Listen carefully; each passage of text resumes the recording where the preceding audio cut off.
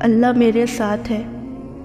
جب جب میں نے خود کو اکیلا محسوس کیا، اپنے غم بانٹنے کے لیے ایک بھی انسان میسر نہ آیا، تو اپنی ہر سانس کے ساتھ اللہ کو اپنے پاس پایا، اتنا پاس کہ میری تنہائی میں بھی تنہائی نہیں رہی۔ دنیا کے شور سے بیزار ہو کر میں نے جب بھی اس کو پکارا، اس نے مجھے سنا بھی اور مجھے تسلی بھی دی کہ کوئی ہو نہ ہو وہ ہمیشہ ہر پل میرے ساتھ ہے۔ نکاح اللہ کا پسندیدہ ترین تعلق ہے جو انسان جوڑتے ہیں۔ نکاح شیطان کے سینے پہ پہاڑ سی سیل ہے جسے توڑنے یا وجود میں نہ آنے دینے کی اس نے قسم کھا رکھی ہے۔ اس سے ناجائز رشتے اور تعلق بھاتے ہیں۔ جب کوئی نکاح کرتا ہے تو شیطان پچھاڑے کھاتا ہے، اور اگر یہ تعلق ناجائز نہ مل پائے تو شادیانے بجاتا ہے۔ شکر جو مقام شکوے کا ہوتا ہے وہی مقام شکر کا بھی ہوتا ہے، لیکن ہم اس مقام پر شکوہ جلدی اور شکر دیر سے کرتے ہیں۔ ہر بات میں خیر ڈھونڈا کریں اور الحمدللہ کہنے کی عادت اپنا لیں۔ کیا کبھی آپ نے دیکھا ہے کہ کوئی نابینا نامحرم لڑکیوں کو گھور رہا ہو،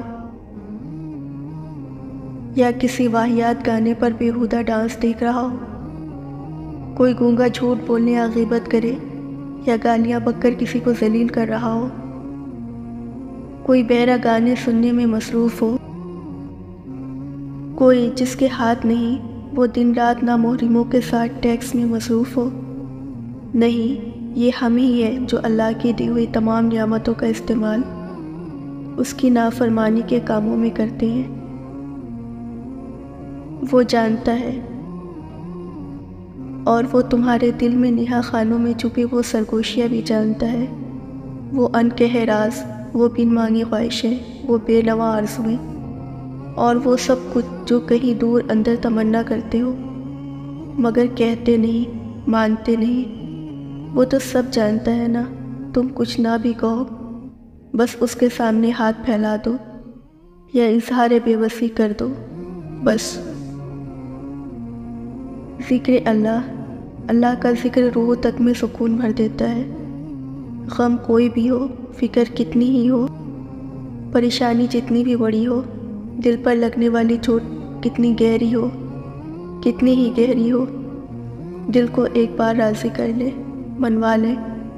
وہ اللہ ہے نا، میرا اللہ منصف، رحیم، مالک، حاکم، میرا سب کچھ۔ دل پر سکون ہو جاتا ہے اور حل اس قدر جلدی نکل آتے ہیں کہ گمان بھی ناممکن ہے۔ بیدار دل، اپنے دلوں کو 3 جگہوں میں ڈھونڈو: قرآن سننے کے وقت، ذکر کی محفلوں میں، تنہائی کے اوقات میں۔ اگر ان 3 جگہوں میں نہ پاؤ تو اللہ سے سوال کرو وہ تمہیں ایک بیدار دل عطا فرمائے، کیونکہ تم دل سے محروم ہو۔ محبت الہی، من کی وادی میں محبت الہی، قربت الہی اور معرفت الہی کا چراغ روشن ہو تو باطنی تاریکی بھی دور ہو جاتی ہے۔ پھر تکبر، حسد، بغض، کینہ، غیبت، جھوٹ، ریا، طمع و حرص، نفاق اور شہوت جیسی باطنی ظلمتوں کو بھی اجالوں میں بدل دیتی ہے۔ تقویٰ، کتنے لوگ ایسے ہیں جو زمین پر مشہور ہیں مگر آسمان پر گمنام، اور کتنے ایسے بھی ہیں جو زمین پر گمنام ہیں مگر آسمان پر مشہور۔ عزت تقویٰ سے ہے، قوت سے نہیں۔ دینی علوم، جب عورت دینی علوم سے ناواقف ہو تو وہ شوہر کو تھکا دیتی ہے، اولاد کو خراب کر دیتی ہے اور امت کو ہلاکت میں ڈال دیتی ہے۔ پاکیزہ معاشرہ، مرد کی حیادار آنکھیں اور عورت کی حیادار لباس ہی ایک پاکیزہ معاشرے اور حقیقی فلاحی ریاست کا ضامن ہے۔